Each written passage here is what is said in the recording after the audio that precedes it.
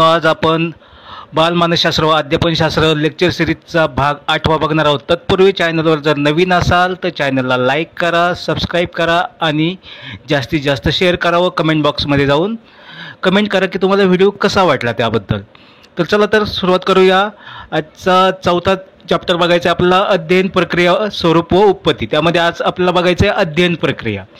तर अध्ययन ही प्रक्रिया कशी घडून येत असते तर काय की व्यक्ती जन्मापासून मृत्यूपर्यंत काय सतत नवीन काहीतरी कौशल्य, ज्ञान, क्षमता आत्मसात करत असते आणि त्यालाच काय मानसशास्त्रीय भाषेत काय म्हणलं जातं, अध्ययन म्हणलं जातं. आणि वर्तनात जो योग्य असा बदल घडून येतो त्याला देखील काय म्हणतात, अध्ययनच म्हणतात. आणि अध्ययन ही जी संज्ञा आहे ती काय आहे की अनुभव आणि वर्तन यात जी सुधारणा घडून येते त्याला काय आहे की मन यांनी अध्ययन ही संज्ञा दिलेली आहे. तर आपल्याला बघायचं पुढे अध्ययन प्रक्रिया. आता अध्ययन प्रक्रिया नेमकी कशी घडून येत असते ते बघायचं आपल्याला. तर अध्ययन हे काय विशिष्ट हेतूने काय झालेलं असतं की माणूस काय झालेला असतो, प्रेरित झालेला असतो आणि त्यातून काय की काही क्रियांमार्फत अनुभव कृतीद्वारे आपण काय करत असतो, आपल्या वर्तनात जो बदल घडून आणत असतो विशिष्ट हेतू किंवा ध्येय साध्य करण्यासाठी. आणि त्यासाठी आपण काय करत असतो, परिस्थितीशी जुळवून घेत असतो आणि ज्ञान, अभिवृत्ती तसेच कौशल्य प्राप्त करतो. या सगळ्या गोष्टींना काय म्हणलं जातं, अध्ययन प्रक्रिया असं म्हणलं जातं. तर अध्ययन प्रक्रिया म्हणजे काय की विशिष्ट गोष्टीने काय होतं, प्रेरित होऊन काही क्रियांमार्फत अनुभव कृतीद्वारे आपण आपल्या वर्तनात काय करत असतो, बदल घडवून आणत असतो. आणि हा हेतू साध्य करण्यासाठी काय करत असतो, आपण परिस्थितीशी काय करत असतो, जुळवून घेत असतो आणि ज्ञान, अभिवृत्ती तसेच काय कौशल्य प्राप्त करत असतो. आणि यालाच काय म्हणलं जातं, अध्ययन असं म्हणलं जातं. तर अध्ययनाच्या काही व्याख्या बघायची आपल्याला. तर गॅरेट या मानसशास्त्रज्ञांनी केलेली व्याख्या बघायची आपल्याला. तर गॅरेट असं म्हणतात की अध्ययन म्हणजे अशी कृती ज्या कृतीद्वारे आपण नव्या परिस्थितीला प्रतिसाद देण्याचे आयोजन करू शकतो. तर गॅरेट यांचं म्हणणं असं आहे की आपण अशी कृती करतो ज्यामुळे काय होतं की नवीन एखादी परिस्थिती किंवा एखादी समस्या आपल्यासमोर जर उभी राहिली तर आपण तिला काय प्रतिसाद देऊन तिची उकल किंवा ती काढू शकतो किंवा ती परिस्थिती आपण काय करू शकतो, सहजपणे हाताळून त्यातून चांगलं असं काय आहे की त्यातून चांगला मार्ग काढू शकतो. त्याला काय म्हणलं जातं, अध्ययन असं म्हणलं जातं, असं गॅरेट यांचं म्हणणं आहे. नॉर्मन मन यांनी केलेल्या अध्ययनाची व्याख्या बघायची आपल्याला. अध्ययन ही अशी प्रक्रिया आहे की ज्याद्वारे व्यक्तीमध्ये कमी अधिक प्रमाणात कायमस्वरूपी बदल घडून येतात. तर नॉर्मन मन काय म्हणतात की अध्ययन ही अशी प्रक्रिया आहे ज्यामध्ये काय होतं की व्यक्तीमध्ये काय होतात, कमी किंवा जास्त प्रमाणात काय होतात, कायमस्वरूपाचे बदल घडवून येत असतात. पुढची व्याख्या, अध्ययन म्हणजे परिस्थितीला अनुलक्षून केलेल्या क्रियेमध्ये हेतुपूर्व व टिकाऊ स्वरूपाचे बदल. तर अध्ययन म्हणजे काय की समोर जी परिस्थिती आहे तिला अनुसरून क्रियेमध्ये काय आहे की विशिष्ट हेतूने काय कायम स्वरूपाचे किंवा टिकाऊ स्वरूपाचे बदल, त्याला अध्ययन म्हणायचं. तर आपल्याला बघायचं शिक्षण आणि अध्ययन नेमकी कशाला म्हणायचं ते. तर शिक्षण कशाला म्हणायचं ते बघूया आपण. तर काय की मानवाचा सर्वांगीण विकास म्हणजे काय म्हणता येईल, आपल्याला शिक्षण म्हणता येईल. माणूस सद्गुण संपादित करतो त्याला आपण शिक्षण म्हणू शकतो. आणि शिक्षक मूल्यांचा उपासक आहे या ही संज्ञा देखील आपण याला काय म्हणू शकतो की शिक्षण म्हणू शकतो. तर शिक्षण ही कशी आहे की व्यापक अर्थाने वापरली जाणारी संज्ञा किंवा काय शब्द आहे. शिक्षण म्हणजे केवळ काय की पोपटपंची नव्हे की फक्त काय की एखाद्या गोष्टीचा काही अर्थही माहीत नाही, फक्त पोपटपंची करतो माणूस, नाही का. समजा काही मुलं असतात की ज्यांना इंग्रजी बिलकुल येत नाही पण ते काय करत असतात की पाठांतर करून फक्त त्याचा अर्थही समजलेला नसतो, फक्त पाठांतर करून काय भाषण देत असतात आणि आपल्याला वाटतं की किती छान बोलतो, पण त्याला त्यातलं त्या इंग्रजीतलं काहीही कळत नसतं. त्याला तो जे सांगतोय पुढे भाषण देतो त्याचा अर्थ देखील समजत नसतो, त्यांनी केवळ ते पाठांतर केलेलं असतं. म्हणजे ते शिक्षण आहे का, नाही. ठीक आहे, पुढे बघा. अध्ययन म्हणजे काय आपल्याला बघायचं आहे. तर अध्ययन हा शब्द मर्यादित अर्थाने वापरला जातो शिक्षणापेक्षा. उदाहरणार्थ काय करतो की सर्कशीतला हत्ती काय घंटा वाजायला शिकतो, घंटा वाजवतो किंवा घंटा वाजायला शिकतो, हे कौशल्य तो प्राप्त करतो. म्हणजे त्याचं काय झालेलं असतं, अध्ययन झालेलं असतं. ते शिक्षण आहे का, शिक्षण म्हणजे काय सर्वांगीण विकास असतो. अस्वल मोटरसायकल चालवायला शिकतं. तर लहान मुलं काय आधाराशिवाय 2 पायांवर उभं राहतं आणि चालायला लागतं, हे काय झालं, अध्ययन झालं. किंवा मुलगा पोहण्याचं शिकतो, हे देखील काय झालं, अध्ययन झालं. हे शिक्षण आहे का, नाही.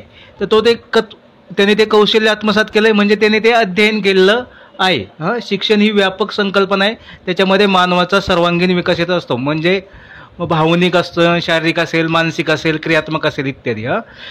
तर पुढे बघायचं आता गेट्स यांनी शिक्षण कशाला म्हणलंय. मानवी वर्तनातील विकासशील असा वर्तनशील बदल म्हणजे शिक्षण, असं गेट्स यांचं म्हणणं आहे. काय की मानवाचं जे वर्तन आहे किंवा वागणं आहे त्याच्यामधील विकासशील असा जो वर्तन बदल आहे, वागण्यातील जो बदल आहे म्हणजे शिक्षण, असं गेट्स यांनी म्हणलंय. मग जो वर्तनात होणारा बदल तो कसा असतो? शारीरिक असतो, भावनिक असतो आणि क्रियात्मक, या तिन्ही स्वरूपात वर्तनातील बदल असतो. तर आपल्याला बघायचे अध्ययनाचे वैशिष्ट्य. अध्ययन हे सहयुग हेतुक असते, उद्दिष्टाशिवाय अध्ययन होत नाही. म्हणजे अध्ययन होण्यासाठी काय असावं लागतं? काहीतरी हेतू असावा लागतो, किंवा काहीतरी आपलं गोल किंवा एम असावं लागतं, किंवा उद्दिष्ट असावं. अध्ययन हे नेमके कृतीद्वारे घडत असते, आणि अध्ययन घडण्यासाठी काय की नेमक्याच विशिष्टच कृती घडाव्या लागतात. अध्ययन ही अजन्म चालणारी प्रक्रिया आहे, आणि अध्ययन ही काय जन्मापासून तर काय मृत्यूपर्यंत चालणारी प्रक्रिया आहे. आणि अध्ययनातून काय होत असतात? टिकाऊ स्वरूपाचे बदल होणे अपेक्षित असतं. म्हणजे अध्ययन जे झालेलं आहे त्यातून काही टिकाऊ स्वरूपाचे जे काही बदल होणं त्या व्यक्तीमध्ये आवश्यक असतं. आणि प्रत्येक प्राणी काय करत असतो? जगण्यासाठी अध्ययन करत असतो. म्हणजे प्राण्याला केवळ मानवच नाही तर प्रत्येक प्राणी काय आहे की जगण्याच्या धडपडीत काहीतरी नवीन नवीन गोष्टी तो किंवा कौशल्य तो आत्मसात करत असतो. म्हणजे जगण्यासाठी तो अध्ययन करत असतो. आणि सर्व प्राण्यांचे अध्ययन सारखे नसते. म्हणजे प्रत्येक प्राण्याचं अध्ययन सारखं असतं का? नाही. मानवाचं जसं अध्ययन आहे तसंच कुत्र्याचं असेल का, मांजराचं असेल का? नाही. ठीक आहे. अध्ययनात सरावाला खूप महत्त्व असते. आता अध्ययनात सरावाला खूप महत्त्व असते, बरोबर. समजा आपण TET परीक्षेचा अभ्यास करतोय, तर आज फक्त आपण लेक्चर बघितलं किंवा ऐकलं तर चालेल का? नाही. तर त्याचं काय आहे की आपला सराव करावा लागेल, त्या नोट्स आपल्याला वाचाव्या लागतील. म्हणजे अध्ययन काय असतं? सरावाला महत्त्व असतं, तरच ते आपल्याला परीक्षेत जमेल. सरावाने अध्ययन सुधारते. आणि जर सराव केला आपण तर काय होईल की अध्ययनामध्ये सुधारणा येईल. म्हणजे त्यामध्ये काही साफसफाईपणा किंवा सफाईदारपणा येईल. दीर्घकाळ सराव केला नाही तर त्याचे विस्मरण होते. आणि अध्ययनाचं काय की आपण दीर्घकाळ जर सराव नाही केला तर ते अध्ययनाचं काय होतं? विस्मरण होतं. जसं की आज जर आपण अभ्यास केला आणि परत परीक्षेपर्यंत त्याचा सरावच केला नाही किंवा ते उचकूनच बघितलं नाही तर काय होणार? आपल्याला आज जे अभ्यासलं त्याचं काय होणार? विस्मरण होऊन जाणार. अध्ययन ही हळूहळू घडणारी प्रक्रिया आहे. अध्ययन ही एकदम फास्ट होते का? नाही, हळूहळू होते. म्हणजे काय की आपला अभ्यास बघा हळूहळू काय होत असतो? तो आपल्या स्मरणात राहत असतो. म्हणजे अध्ययन ही काय की हळूहळू होणारी प्रक्रिया आहे. असं होतं का एकदाच वाचलं आणि परत वाचायची गरज नाही? नाही. तर काय की हळूहळू घडणारी प्रक्रिया आहे, काही घडून येत नाही. अध्ययनामुळे आकलन होते. आणि जेव्हा आपण अध्ययन करतो तर आपल्याला काय होतं? आकलन होतं. म्हणजे बघा, जर आपण अध्ययन करीत राहिलो, वारंवार सराव करीत राहिलो अभ्यासाचा, आपल्या परीक्षेला जे विषय आहेत त्यांचा, तर आपल्याला त्यातील काय आहे की घटकांचं चांगलं आकलन होतं, ते चांगले समजायला लागतात. अध्ययनाने एका ठिकाणी प्राप्त झालेल्या ज्ञानाचा उपयोग दुसऱ्या प्रकारच्या अध्ययनात होऊ शकतो. आता बघा, अध्ययनाने जर एका ठिकाणी आपल्याला एखादं ज्ञान प्राप्त झालं तर त्याचा आपल्याला दुसऱ्या ठिकाणी अध्ययनात उपयोग होतात. हे कसं? समजा आपण काय केलं की गणिताचा अभ्यास केला, गणित हा विषयाचं चांगलं अध्ययन केलं, तर आपल्याला बुद्धिमत्ता हा विषय सोपा जाऊ शकतो. म्हणजे दुसऱ्या ठिकाणी त्याचं काय होईल? अध्ययनाचा उपयोग होऊ शकतो. किंवा आपल्याला विज्ञान ह्या विषयात त्या गणित विषयाची मदत होऊन त्यातील समीकरणे म्हणा किंवा उदाहरणे आपल्याला सहज सोपी जाऊ शकतात. म्हणजे अध्ययनामध्ये काय एका ठिकाणी प्राप्त झालेल्यांचा उपयोग दुसऱ्या ठिकाणी होऊ शकतो. आणि अध्ययनामुळे काय होतं? नवीन गोष्टीची धारणा होते. आणि अध्ययन केल्यामुळे काय होतं? नवीन नवीन गोष्टी आपल्याला समजतात किंवा आपल्या लक्षात येतात. अध्ययन प्रक्रियेचे स्वरूप. आता अध्ययन प्रक्रियेच्या स्वरूपमध्ये आपल्याला बघायचं आहे अध्ययनाचं उद्दिष्ट. तर अध्ययन करताना काय आहे की निश्चित हेतू किंवा उद्दिष्ट असते. मग बघा की आता आपण जो अभ्यास करतोय किंवा अध्ययन करतोय ते का करतोय की आपल्या डोळ्यासमोर निश्चित हेतू किंवा उद्दिष्ट असणं गरजेचं आहे. तो करताना की काय करायचं आहे? आपल्याला TET 2024 या परीक्षेमध्ये काय आहे की आपल्याला 90+ मार्क घ्यायचे, बरोबर की नाही? तर हे असं निश्चित उद्दिष्ट पाहिजे. नाही तर फक्त मला TET परीक्षा द्यायची असं उद्दिष्ट पाहिजे असून काय उपयोग आहे का? नाही. तर आपलं निश्चित उद्दिष्ट पाहिजे की आपण ते कशासाठी करत आहोत. अध्ययनाचे उद्दिष्ट जेवढे स्पष्ट तेवढे अध्ययन चांगले होते. आणि आपलं उद्दिष्ट जर स्पष्ट असेल की आपल्याला 90+ घ्यायचे की 100+ घ्यायचे, तर त्यातून काय होईल की आपलं अध्ययन चांगलं होईल. नाही तर फक्त आपल्याला TET परीक्षा द्यायची असं जर आपलं उद्दिष्ट असेल तर काय होणार? आपलं अध्ययन चांगलं होणार नाही. अध्ययन ही ध्येयाच्या दिशेने वाटचाल करणारी प्रक्रिया आहे. आणि अध्ययन ही काय आहे की ध्येयाच्या दिशेने, म्हणजे जर आपण जर ध्येय निश्चित करून ठेवलं की आपल्याला TET परीक्षेमध्ये 90+ मार्क घ्यायचे, तर त्या दिशेने आपण तेवढे मेहनत घेणारे, चांगलं अध्ययन करणारे, चांगलं आपण काय करणारे? अध्ययन करताना आपलं लक्ष लागणार आहे त्या गोष्टीमध्ये. आणि मग म्हणून काय अध्ययन ही ध्येयाच्या दिशेने वाटचाल करणारी प्रक्रिया आहे. आता पुढे अध्ययनामध्ये आपल्याला बघायचं आहे अध्ययन प्रक्रियेच्या स्वरूपामध्ये प्रेरणा. आता अध्ययनामध्ये फक्त उद्दिष्ट असून चालेल का? नाही. तर अध्ययन प्रक्रियेत काय त्याच्यामागे प्रेरणा असणं अत्यंत महत्त्वाची गोष्ट आहे अध्ययन प्रक्रियेमध्ये. म्हणजे उद्दिष्ट गाठण्यासाठी काय आहे की अध्ययनामध्ये प्रेरणा असावी लागते. मग प्रेरणा कशी असते? प्रेरणा 2 प्रकारची असतात. एक आंतरिक प्रेरणा व एक बाह्य प्रेरणा, हां, या 2 प्रेरणा आपल्याला काय करत असतात, अध्ययनासाठी मदत करत असतात. तर बाह्य प्रेरणा म्हणजे काय, की आपण TET पास झालो, पुढे शिक्षक होऊ, मग आपल्याला चांगला पगार येईल, ही झाली बाह्य प्रेरणा.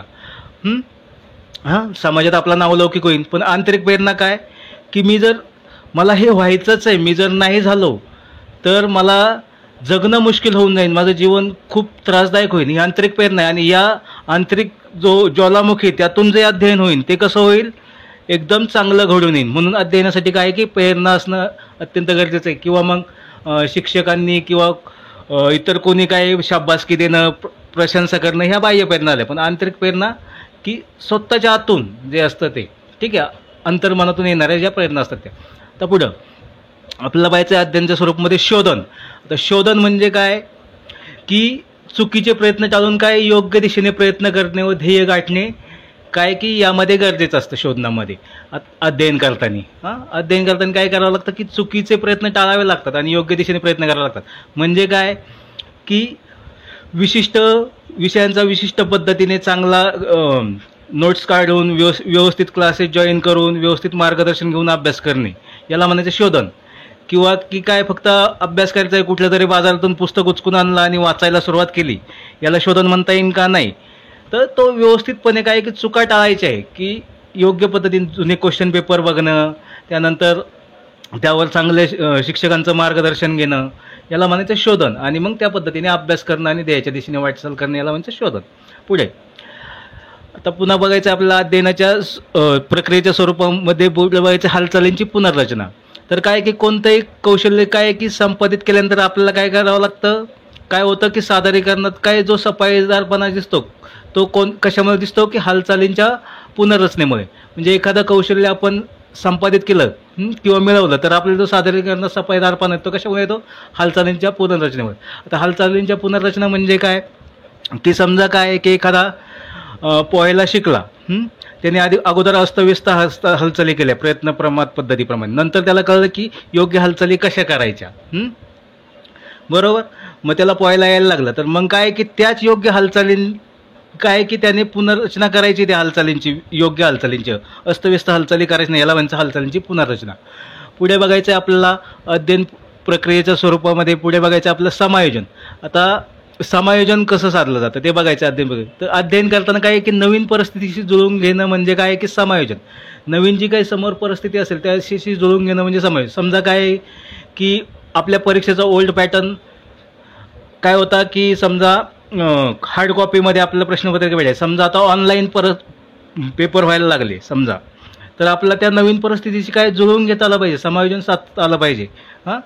म्हणजेच नवीन परिस्थिती जुळवून घेणं म्हणजे काय, समायोजन. त्या पद्धतीने आपलं काय पाहिजे, अध्ययन पाहिजे. आता करावयाच्या ज्या हालचाली असतात काय, की त्या थोड्या कमी श्रमात व कमी शक्तीचा वापर करून करणे व कौशल्य प्राप्त करणे हे समायोजनामध्ये काय असतं, महत्त्वाचं असतं. आता आपण ज्या काय हालचाली करणार आहे अध्ययन करताना, त्या काय, की थोड्याशाच वेळात किंवा कमी वेळात कमी श्रमात आणि कमी शक्तीचा वापर करून जर कौशल्य प्राप्त करता येत असेल तरच त्याला काय समायोजन म्हणलं जातं. आता पुढे बघायचं आहे आवर्तने. तर आवर्तने म्हणजे काय, की अध्ययन करताना काय, की वारंवार त्यांची उजळणी करावी लागते, याला काय म्हणलं जातं, आवर्तने म्हणलं जातं. म्हणजे काय, की एकदा आपलं रीडिंग झालं एखाद्या विषयाचं, की तो विषय आपण डायरेक्ट शेवटपर्यंत ठेवून देणार का, परीक्षेपर्यंत बघणार नाही का, नाही. एकदा रीडिंग झालं, एकदा तो विषय समजून घेतला क्लासेसमधून, आपण परत त्याचं वाचन केलं पाहिजे, परत त्याच्यावरती क्वेश्चन सोडवले पाहिजे, पुन्हा न समजलेला घटक पुन्हा वाचला पाहिजे, असे वारंवार त्याची आवर्तनं होणं गरजेचं आहे. वारंवार त्याला रिव्हिजन होणं गरजेचं आहे, याला म्हणजे आवर्तन. पुढचा टॉपिक व्हायचा आपला परिपक्वता. तर अध्ययन प्रक्रियेमधील पुढचा परिपक्वता. परिपक्वता म्हणजे काय, की शारीरिक व मानसिक परिपक्वतेनंतर काय होत असतं, की कमी वेळात चांगलं अध्ययन होऊ शकतं. शारीरिक आणि मानसिक परिपक्वता आल्यानंतर कमी वेळात चांगलं अध्ययन होऊ शकतं. आता उदाहरणादाखल जर आपण घेतलं तर काय, की आपण जर 1 वर्षाच्या मुलाला जर लिखाण शिकवायला लागलो तर त्याला ते जमेल का, नाही. कारण त्यात काय, की शारीरिक परिपक्वता आली नाही आणि तितकी मानसिक पण परिपक्वता नाही. आता हे शारीरिक आणि मानसिक परिपक्वतेची डॉक्टर अर्नॉल्ड गिझेल यांनी काय, की जिमी आणि जॉनी या जुळ्या बालकांनो काय केला होता, प्रयोग केला होता. तर त्यातला जो जिमी होता त्याला काय आहे, की परिपक्वतेनंतर 2 आठवड्यातच जिन्याच्या 4 पायऱ्या चढता आल्या होत्या. पण तो जॉनी जो होता त्याला काय, की 6 आठवडे वेळ लागला होता त्याच्या पायऱ्या चढण्यासाठी. ठीक आहे. म्हणून ह्या अर्नॉल्ड गेजल यांनी काय आहे की जुळ्या बालकांवर जिमी आणि जॉनी या जुळ्या बालकांवर प्रयोग करून काय की परिपक्वतेचं महत्त्व काय सांगितलेलं आहे. आणि या परिपक्वतेमध्ये बघा की 2 वर्षाची मुलं काय आहे की श्रवण आणि भाषण कौशल्य सहजपणे आत्मसात करू शकतात, परंतु काय आहे की शारीरिक परिपक्वता त्या 2 वर्षाच्या मुलांमध्ये आलेली नसल्यामुळे त्यांना काय आहे की लवकर लिहिता येणार नाही किंवा लेखन कौशल्य त्यांना जमणार नाही. पुढे आहे मर्मदृष्टी.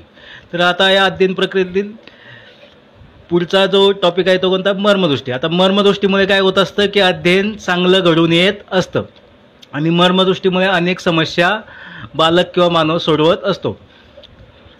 मग अध्ययनार्थी अनुभव व बौद्धिक सामर्थ्याच्या बळावर काय करत असतो? मर्मदृष्टीने समस्या सहजपणे सोडवत असतो. आता मर्मदृष्टीमध्ये काय म्हणजे काय की अगोदरचं जे त्यांनी घेतलेले अनुभव असतात आणि त्याची जी बौद्धिक क्षमता असते याचा वापर करून काय करत असतो तो की समस्या सोडत असतो. याला म्हणायचं मर्मदृष्टीने समस्या सोडवणे. आणि पुढचा आपल्याला बघायचं आहे अध्ययन प्रक्रियेतला पुढचा टॉपिक बघायचा आहे तो म्हणजे अखंड प्रक्रिया. तर काय आहे की व्यक्ती जन्मापासून मृत्यूपर्यंत सतत काही ना काही शिकत असते आणि म्हणूनच काय आहे की अध्ययन ही काय अखंड किंवा सतत चालणारी प्रक्रिया आहे. धन्यवाद. चॅनलवर जर नवीन असाल तर चॅनलला लाईक करा, सबस्क्राईब करा आणि शेअर करा आणि व्हिडिओ कसा वाटला त्याबद्दल कमेंट बॉक्समध्ये जाऊन कमेंट नक्की करा. धन्यवाद. थँक्यू.